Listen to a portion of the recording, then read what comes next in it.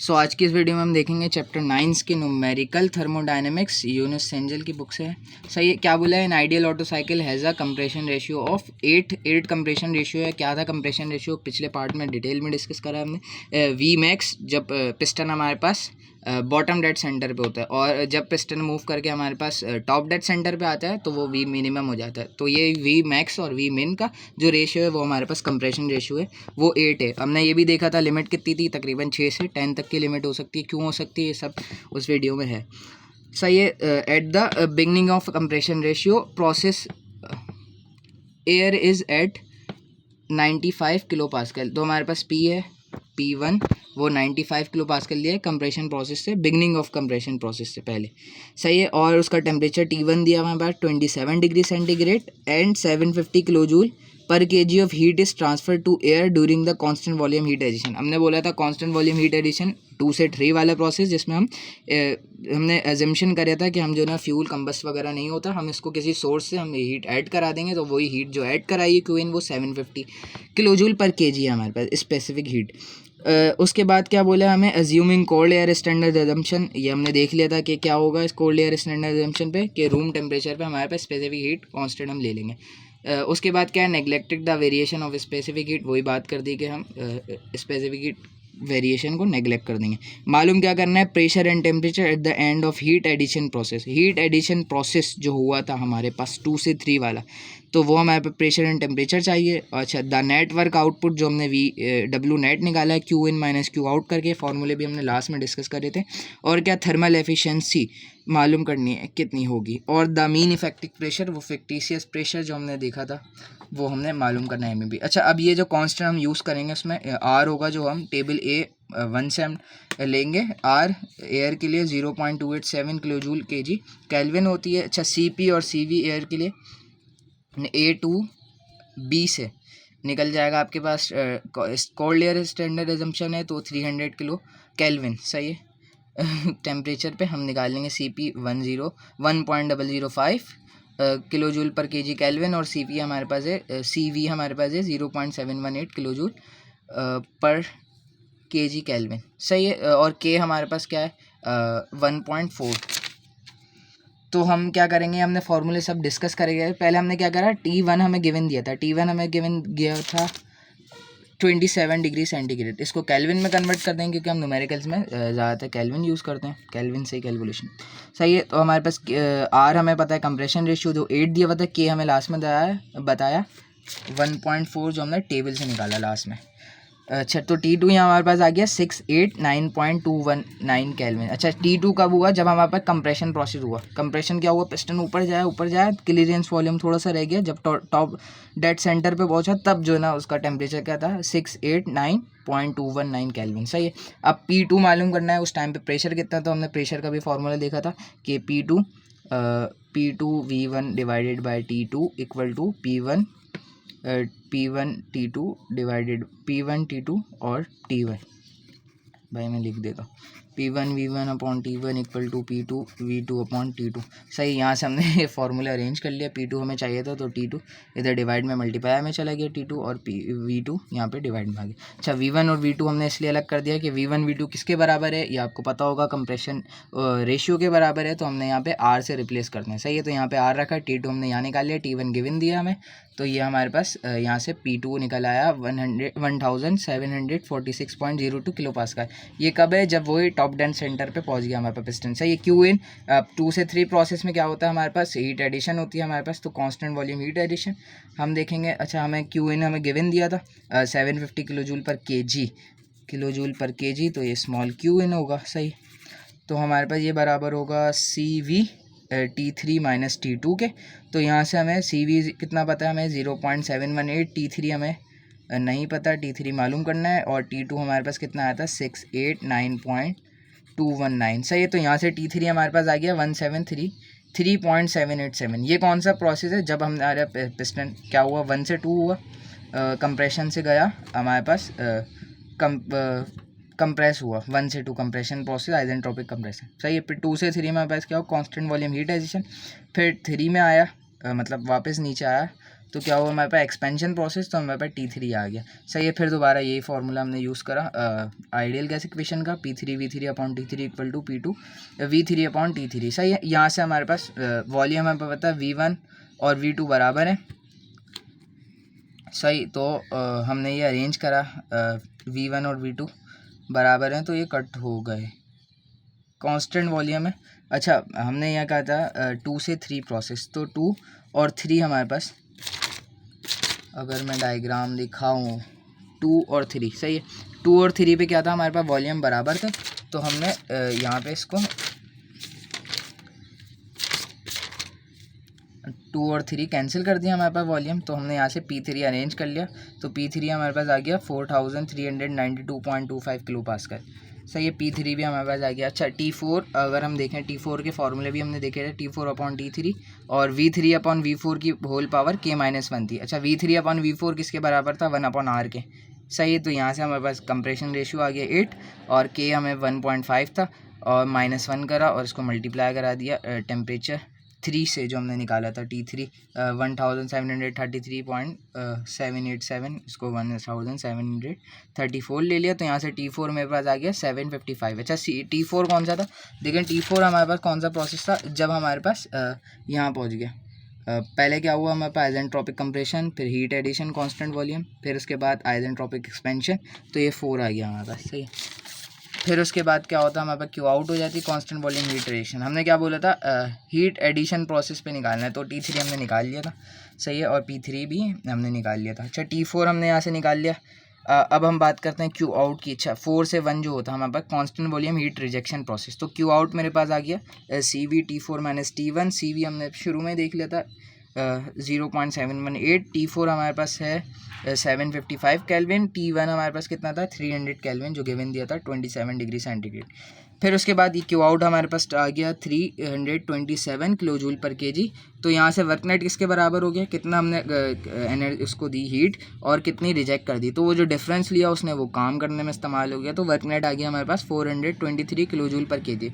सही है, अब हमारे पास एफिशिएंसी किसके बराबर होगी कि उसने कितना वर्क कर लिया, वर्क नेट कितना वर्क किया और डिवाइडेड बाय मैंने उसको कितना चीज़ दी थी काम करने के लिए, वो चीज़ क्या थी, वो हीट थी, मैंने उसको हीट दी काम करने के लिए और तो उसने कितना वर्क प्रोड्यूस करा, तो work net divided by Q in, इसको मल्टीप्लाई करेंगे 100 से, तो हमारे पास एफिशिएंसी आ जाएगी परसेंटेज में 56.4%। तो यहाँ से हमारे पास एफिशिएंसी आ गई। लास्ट चीज़ हमारे पास क्या रहेगा, मीन इफेक्टिव प्रेशर। तो हमें मीन इफेक्टिव प्रेशर का फॉर्मूला देखा था, work net upon difference of volume V1 - V2। सही है, तो V1 कैसे निकालेंगे हम, PV इक्वल टू RT। सही है, तो P1 अगर इनिशियल स्टेट पे लगा रहे हैं तो P1 RT1 divide by P1 है, मतलब अरेंज कर लिया इसको। सही है, R हमने निकाला था 0.287, टेम्परेचर इनिशियल गिवन दिया था 27 डिग्री सेंटीग्रेड, उसको केल्विन में करके रख दिया, प्रेशर इनिशियल 95 किलो पास्कल था, तो यहाँ से V1 आ गया 0.906 मीटर क्यूब पर केजी। सही है, तो R हमें पता है किसके बराबर होता है, V1/V2, Vmax/Vmin। Vmax हमारे पास V1 था और Vmin हमारे पास V2 था, V1 हमने निकाल लिया था।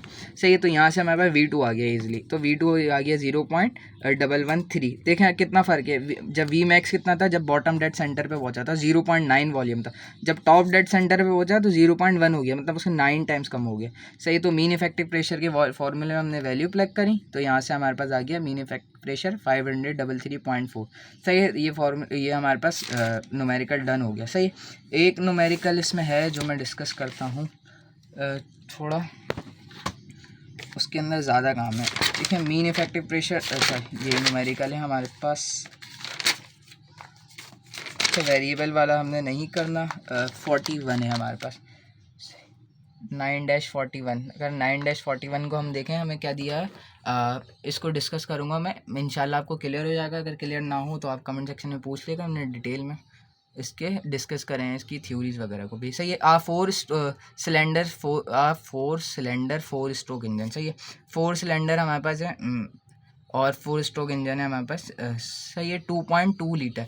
अच्छा, 2.2 लीटर मतलब ये उसका वॉल्यूम है पूरा, जो डिस्प्लेस वगैरह हो सकता है। सही, अच्छा, gasoline engine operates on the Otto cycle with the compression ratio given दे दिया 10, air is at 100 kilo pascal पे in beginning of the compression process पे। सही है, और 60 डिग्री सेंटीग्रेड पर है।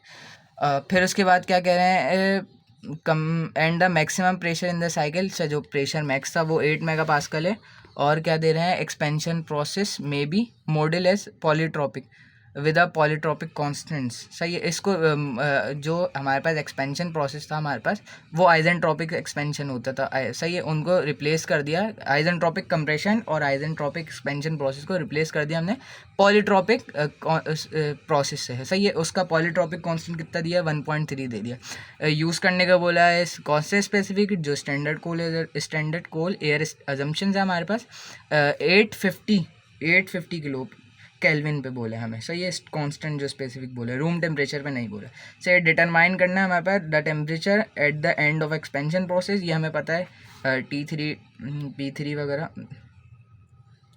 अच्छा, उसके बाद क्या बोला है, the network output and thermal efficiency W net और ईटा TS बोला हमें। मीन इफेक्टिव प्रेशर भी हमने डिस्कस किया। अच्छा, उसके बाद कह रहा है द इंजन स्पीड, ये हमारे पास जो नई टर्मिनोलॉजीज़ हैं, इंजन स्पीड। अच्छा, आपने देखा होगा मीटर वगैरह गाड़ी के, उस पर साथ एक RPM मीटर होता है, उसका मतलब होता है रोटेशन पर मिनट। तो वो जो रोटेशन पर मिनट है, कितनी रोटेशन हो रही है इंजन के शाफ्ट की पर मिनट में, तो वो हमने निकालना है, स्पीड को बोलते हैं उसको। सही है। ई पार्ट में हमें क्या बोला है, the specific fuel consumption SFC, वो कैलकुलेट करनी है ग्राम पर किलोवाट आवर में।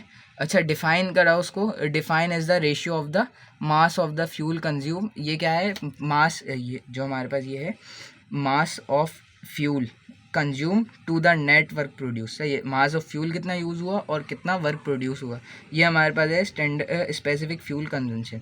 उसके बाद क्या करना है, एयर फ्यूल रेशियो जो हमारे पास होता है AF, उसको बताया, डिफाइन करा है कि amount of air divided by the amount of fuel. सही है, जो हमारे पास एयर की अमाउंट थी और उसको डिवाइड कर दिया अमाउंट ऑफ फ्यूल। सही है, और इसकी जो हमें AF जो एयर फ्यूल रेशियो दिया है वो 16 दे दिया इस सवाल में। सही है, गिवन दिया हमारे पास। सही है, तो इसको सॉल्व करेंगे हमारे पास। पहले देख लेते हैं गिवन क्या चीज़ है हमारे पास। जो है ना कंप्रेशन रेशियो था वो था 10, P1 initial pressure 100 kilo pascal, initial temperature 60 degree centigrade, इसको केल्विन में कर दिया 333 केल्विन। सही है, P3 फिर 8 मेगा पास्कल में। फिर पॉलीट्रॉपिक जो हमें दिया कांस्टेंट वो 1.3 था। अच्छा, ये जो हमने स्पेसिफिक हीट वगैरह कैलकुलेट करनी है वो 850 केल्विन पे करनी है। सही है, और T4 जो हमारे पास कैलकुलेट करना है हमें। सही है, और इसके बाद हमें क्या करना है, वर्क नेट आउट कैलकुलेट करना है, एंथैल्पी एफिशिएंसी कैलकुलेट करनी है, मीन इफेक्टिव प्रेशर कैलकुलेट करनी है। फिर उसके बाद क्या, इंजन स्पीड कैलकुलेट करनी है, जहाँ पे वर्क नेट आउटपुट जो हमारे पास होगा वो होगा 70 किलोवाट होगा। सही है, और क्या है, स्पेसिफिक फ्यूल कंजम्पशन, उसका यूनिट किस यूनिट में चाहिए, ग्राम पर किलोवाट आवर में चाहिए। और एयर फ्यूल रेशियो हमें गिवन दिया है जो कि 16 है हमारे पास। सही, यहाँ से हमने वही पुराना काम करा है MEP तक जाने के लिए। अच्छा, बल्कि हमारे पास यहाँ था एक और नई बात हुई थी, क्या आइजेंट्रोपिक प्रोसेस जो है उसको चेंज कर दिया गया था पॉलीट्रॉपिक प्रोसेस से। सही है, तो पॉलीट्रॉपिक प्रोसेस क्या होता है, जो इस इक्वेशन को फॉलो करता हो। सही है, तो T2 हमने यहाँ पे कैसे निकाला, वही फार्मूला यूज़ करा कि T2 बराबर है T1 multiply by RK-1, value plug करी सिर्फ। तो कंप्रेशन रेशियो हमें 10 दिया था, पॉलीट्रॉपिक हमारे पास क्या था 1.3 - 1, तो यहाँ से T2 हमारे पास आ गया 664.4 केल्विन। सही है, फिर यहाँ से हमने वो इक्वेशन का यूज़ करा, यहाँ से V1 को हमने यहाँ डिवाइड में भेज दिया, V1/V2 किसके बराबर है हमारे पास, हमें पता है किसके बराबर है, कंप्रेशन रेशियो को। तो हमारे पास यहाँ आ गया 10 और इसकी पावर 1.3 आ गया, यहाँ से P2 भी आ गया। अच्छा, P3 के लिए क्या करा, T3 के लिए क्या करा हमें, P3 हमें गिवन दिया था 8 मेगा पास्कल। सही है, तो यहाँ से हमने अरेंज कर दिया P3 multiply by T2 divide by P2। यहाँ से T3 हमारे पास आ गया 2664 केल्विन। अच्छा, अब हीट एडिशन प्रोसेस है हमारे पास, QN equal to CV multiply by temperature difference 3 से 2। टेम्परेचर T3 - T2 क्या था, 2 से 3 वाला process constant volume heat addition process था। सही, तो CV हमने निकाल लिया एट 850 केल्विन पे, जो हमें बोला गया था उस पर यूज़ करना है। सही है, A to B से निकाला हमने टेबल, तो CV हमारे पास ये आ गया 0.823। तो हमने बस सिंपली इस इक्वेशन में पुट की चीज़ें, QN हमारे पास आ गया। सही है, T4 इक्वल टू T3, ये वही है, इसका रेशियो हमारे पास था 1/R। कंप्रेशन रेशियो हमने पुट कर दिया वॉल्यूम की जगह पे, वॉल्यूम मैक्स अपॉन विन की जगह पे। सही है, तो यहाँ से हमारे पास T4 आ गया 8335 केल्विन। P3 4 से 1 और 2 से 3 जो हमारे पास जो आइजेंट्रोपिक 1 से 2 और 2 से 1 2 3 अच्छा 2 से 3 वाला प्रोसेस जो हमने ये लिया था 1 से 2 सॉरी 1 से 2 प्रोसेस हमारे पास किससे रिप्लेस हो गया था पॉलीट्रॉपिक से सही है। और हमारे पास 4 से 1 वाला प्रोसेस 3 से 4 वाला प्रोसेस सही है 1 2 फिर 2 3 हमारे पास कांस्टेंट वॉल्यूम हीट एडिशन सही है और फिर 3 से 4 हमारे पास पॉलीट्रॉपिक एक्सपेंशन वाला प्रोसेस। फिर तो हमने वही इक्वेशन यूज़ करी यहाँ पे स्टेट चेंज कर दी 3 4 कर दी सही है। तो हमारे पास V3/V4 वही 1/R के बराबर हो गया वैल्यू पुट करी है सिंपली। P3 हमारे पास कितना गिवन दिया था 8 मेगापास्कल वही पुट करा 8 मेगापास्कल और यहाँ से कंप्रेशन रेशियो 1/, जो R की जगह था वो 10 आ गया कंप्रेशन रेशियो गिवन दिया था। तो यहाँ से हमारे पास P4 निकल आया हमारे पास 400.9 किलो पास्कल प्रेशर कम हो गया क्योंकि फिर उसके बाद क्या बोला हमारे पास क्यू आउट हमें निकालना था सही जो कि constant volume heat rejection process था। तो क्यू आउट कैसे निकला CV multiply bye T4 - T1। तो यहाँ से क्यू आउट मेरे पास आ गया 8824.8 किलो जूल पर kg सही है। अब अच्छा वर्क नेट क्या होगा हमारे पास जो आउटपुट मिल रहा है हमारे पास वो किसके बराबर Q in minus Q out के। तो यहाँ से हमारे पास वर्क नेट भी आ गया कितना 820.9 किलो जूल पर kg। अच्छा फिर एफिशिएंसी कैसे निकाली work net out divide by Q in कितना उसने वर्क दे दिया और कितना हमने उसको हीट दी थी सही है। तो यहाँ से वर्क नेट आउट भी आ गया हमारे पास एफिशिएंसी आ गई जो कि कितनी है 49.9% मल्टीप्लाई अगर 100 करने परसेंटेज में आ गई सही है। मीन इफेक्टिव प्रेशर भी हमने निकाला हुआ था फार्मूला देखा था वर्क नेट जो आउट हुआ और डिवाइड बाय V1 - V2। अच्छा V1 कैसे निकला RT1 डिवाइड बाय P1 सही है। R हमने देखा है कांस्टेंट 0.287 जो कि एयर के लिए होता है। T1 हमारे पास कितना गिवन दिया था 333 kelvin. Pressure initial 100 kilo pascal तो हमने वो पुट किया V1 आ गया। V2 कैसे निकाला वही V1 डिवाइड बाय R तो कंप्रेशन रेशियो की मदद से सही है। तो यहाँ से हमारे पास V2 भी आ गया सिंपली इस मीन इफेक्टिव के फॉर्मूले में पुट करी हमने वैल्यूज़। तो यहाँ से मीन इफेक्टिव प्रेशर आ गया 954.39 किलो पास्कल। अच्छा अब बात करते हैं अगली जो हमने क्या मालूम करना था एक स्पेसिफिक फ्यूल कंजम्पशन और स्पीड मालूम करनी थी इंजन की RPM जो था ठीक है। R हमारे पता है क्या होता है R क्या होता है Vmax/Vmin। अच्छा Vmax क्या होता है हमारे पास जब पिस्टन हमारे पास पहुंच जाता है बॉटम डेड सेंटर पे तो उसमें दो चीज़ें आ जाती हैं। एक तो डिस्प्लेस वॉल्यूम के मतलब वॉल्यूम पिस्टन कहाँ से कहाँ मूव कर रहा था टॉप डेड सेंटर। अगर मैं इसको बोल रहा हूँ ये लाइन मेरे पास है टॉप डेड सेंटर तो यहाँ पे पिस्टन पहुंचा तो ये क्लियरेंस वॉल्यूम रह गया सही है। और फिर पिस्टन नीचे गया नीचे आया तो यहाँ पे बॉटम डेड सेंटर पे पहुँच गया सही है। तो फिर गया है टॉप डेड सेंटर पे फिर ये बॉटम डेड सेंटर पे सही है। जब ये बॉटम डेड सेंटर पे हुआ तो कितना वॉल्यूम होगा मेरे पास इस पेंसिल से लेकर इस लाइन तक का और फिर इस लाइन से ये पिस्टन की अपर वॉल तक का सही है। ये जो वॉल्यूम है वो क्लियरेंस वॉल्यूम है जो कि होता है VC और ये जो वॉल्यूम है वो होता है डिस्प्लेसमेंट वॉल्यूम VD। तो ये क्या होगा दोनों का सम हो गया VC + VD का सम और डिवाइड में V मिनिमम जब पिस्टन जो हमारे पास पिस्टन मूव करके पहुंच गया था टॉप डेड सेंटर पे तो वॉल्यूम हमारे पास यही रह गया वो क्या था क्लियरेंस वॉल्यूम तो वो VC नीचे आ गया सही है। अच्छा इसको अरेंज कर दिया VC मतलब दोनों के साथ रख दिया तो VC V कैंसिल हो गया 1 + VD/VC। ये फार्मूला हमने देखा था पहले भी सही है। किसके बराबर R के सिंपली वैल्यू पुट करी R10 1। अच्छा VD हमें कहाँ गिवन दिया था हमें बोला गया था कि जो हमारे पास जो इंजन है 4 स्ट्रोक इंजन मैं क्वेश्चन दिखाऊंगा तो जो कि 2.2 लीटर बोला था लीटर से इसमें जाने के लिए मीटर में जाने के लिए मैंने क्या करा डिवाइड करा दिया 1000 से तो मेरे पास आ गया 0.0022 सही। तो यहाँ से मेरे पास ये आ गया वॉल्यूम डिस्प्लेसमेंट वॉल्यूम जो डिस्प्लेस हो रहा था बाय द पिस्टन सही है।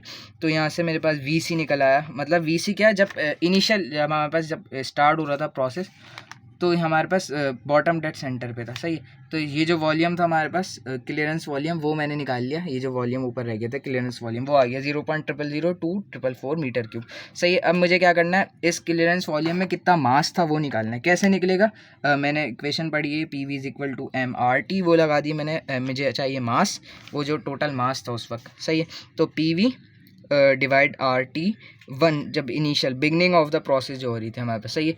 तो P1 हमारे पास 100, V1 ये आ गया क्लियरेंस वॉल्यूम वाला, R 0.287, T1 हमें इनिशियल पता था 333 केल्विन, सही है। तो यहाँ से मेरे पास टोटल मास आ गया। वो जब पिस्टन हमारे पास जब टॉप डेड सेंटर पे था तो वो जो हमारे पास क्लियरेंस वॉल्यूम था वहाँ कितना मास था, ये आ गया मेरे पास 0.00025558 kg, सही है। अच्छा, अब मुझे क्या पता है स्पीड अगर मुझे चाहिए, मेरे जो है ना हमने देखा था इससे पहले जो थ्योरी वगैरह देखी थी चैप्टर 9 की, तो उसमें देखा था कि जो है 4 स्ट्रोक इंजन में क्या होता है, 2 रेवोल्यूशन पे हमारे पास जो है ना एक साइकिल कंप्लीट होता है, थर्मोडायनेमिक साइकिल, सही है। तो 2 रेवोल्यूशन, सही है। और वर्क नेट हमारे पास कितना, वर्क नेट डॉट जो हमें कितना गिवन दिया था क्वेश्चन सॉल्व करते वक्त, हमें क्या बोला था, engine speed for a net power output of 70 kilowatt पे, सही है। तो 70 किलोवाट पे मैंने ये वर्क डॉट नेट है हमारे पास, सही है। और डिवाइड में मास ऑफ टोटल मास, सही है, जो हमारे पास पिस्टन के अंदर था एयर का, और फिर उसके बाद मल्टीप्लाई करा दिया वर्क नेट, सही है, जो हमने यहाँ पे कैलकुलेट करा था वर्क नेट,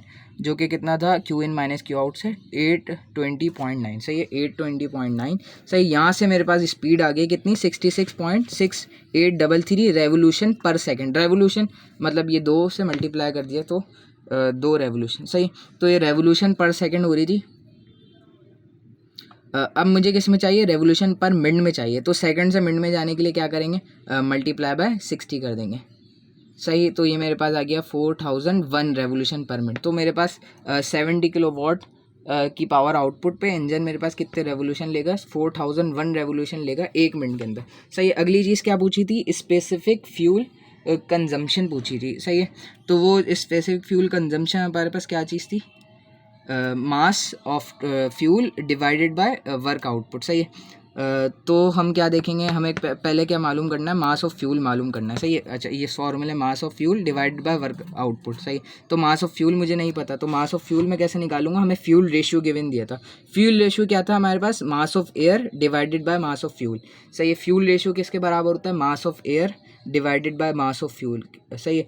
तो एयर हमारे पास कितनी, जो हमारे पास क्या होगा टोटल एयर हमारे पास कितनी, जिसमें हमारे पास क्या आ जाएगा, हमारे पास आ जाएगी टोटल मास जो था उसके अंदर, जो हमने कंप्रेस करा था पिस्टन को, जो हमने क्लियरेंस वॉल्यूम पे जो वॉल्यूम मास निकाला था, सही है। ये तो टोटल मास होगा, सही है। तो इसमें से क्या क्या शामिल होगी, एयर होगी और फ्यूल होगी, सही है। तो mass of total mass minus कर देंगे हम मास ऑफ फ्यूल, सही है। फ्यूल का मास मालूम कर मास माइनस कर देंगे, तो हमारे पास क्या आ जाएगा, मास ऑफ एयर आ जाएगा, ठीक है। टोटल मास जो होगा हमारे पास उसके अंदर क्या क्या होगा, उसके अंदर होगा मास ऑफ एयर होगा और फ्यूल का होगा, क्योंकि एयर फ्यूल मिक्सर होता है, सही है, दोनों मास होंगे, सही है। तो टोटल में दोनों शामिल होगा, लेकिन एयर फ्यूल जो रेशियो है हमारे पास वो खाली एयर का मास डिवाइडेड बाय फ्यूल का मास है, सही है। तो एयर का मास मैं कैसे निकाल सकता हूँ, तो टोटल मास बराबर होता है mass of air plus mass of fuel के, सही है। अब मुझे पता है कि एयर फ्यूल रेशियो जो हमारे पास mass of air divide by mass of fuel होता है। अब मुझे मास ऑफ एयर की वैल्यू चाहिए, तो mass of total mass minus fuel का मास, तो टोटल मास माइनस फ्यूल का मास और डिवाइड में मास ऑफ फ्यूल, सही है। मास ऑफ फ्यूल मैंने इन दोनों पे डिवाइड अलग अलग कर दिया, सही है। तो यहाँ से कैंसिल हो जाएगा, तो मास ऑफ जैसे total mass divided by mass of fuel -1, सही है। टोटल मास मैंने यहाँ कैलकुलेट करा था, सही है। ये मैंने वैल्यू इस फॉर्मूले में पुट करी, सही है। एयर फ्यूल रेशियो मुझे गिवन दिया था 16, तो यहाँ से मेरे पास एक अननोन है MF, तो मेरे पास फ्यूल आ गया, कितना फ्यूल हमारे पास खर्च हो रहा था, सही है, 0.000150 kg, सही है। अच्छा, इसको मैंने क्या करा, इस मास ऑफ फ्यूल की जगह पे रखा। अच्छा, टोटल मास वो मैंने कैलकुलेट करा 0.002558। अच्छा, वर्क नेट मैंने वही कैलकुलेट करा था Q in minus Q out से 820.9, तो 820.9 मैंने रखा है। तो यहाँ से मेरे पास स्पेसिफिक फ्यूल कंजम्पशन आ गई, लेकिन ये किस यूनिट में आई, किलोग्राम पर केजी में आई, सही है, किलोग्राम पर किलो जूल में आई, सॉरी, सही है। तो मुझे क्या चाहिए, किस में चाहिए, ग्राम पर किलोवाट आवर में चाहिए, सही है। अब मेरे पास ये आ रही है ग्राम पर किलो जूल में, सही है। किलोग्राम से ग्राम में जाना है तो क्या करना होगा, मुझे 100 से मल्टीप्लाई करूँगा, सही है। और किलोवाट है हमारे पास, सही है, किलो जूल है, तो इससे किलोवाट आवर में जाना होगा, तो फिर मैं मल्टीप्लाई करूँगा 3600 से, सही है। तो मैंने कितने मल्टीप्लाई करा, ग्राम में जाने के लिए 1000 से मल्टीप्लाई करा, और किलो जूल से किलोवाट आवर में जाने के लिए 3600 से मल्टीप्लाई करा, सही है। तो यहाँ से मेरे पास जो इस स्पेसिफिक फ्यूल कंजम्पशन आई है वो आई है 258 ग्राम पर किलोवाट आवर में आ गई। तो यहाँ मेरे पास ये न्यूमेरिकल डन हो गया, सही है। इसके अलावा इनमें और कोई मसला नहीं है, ये थोड़ा न्यूमेरिकल था। सबसे आसान वाला भी डिस्कस कर लिया, इंशाल्लाह आसान वाला ही आएगा पेपर वगैरह में, सही है। तो यहाँ पे चैप्टर 9 डन। कोई पूछना हो आपने तो आप कमेंट में पूछ सकते हो। थैंक यू, अल्लाह हाफ़िज़।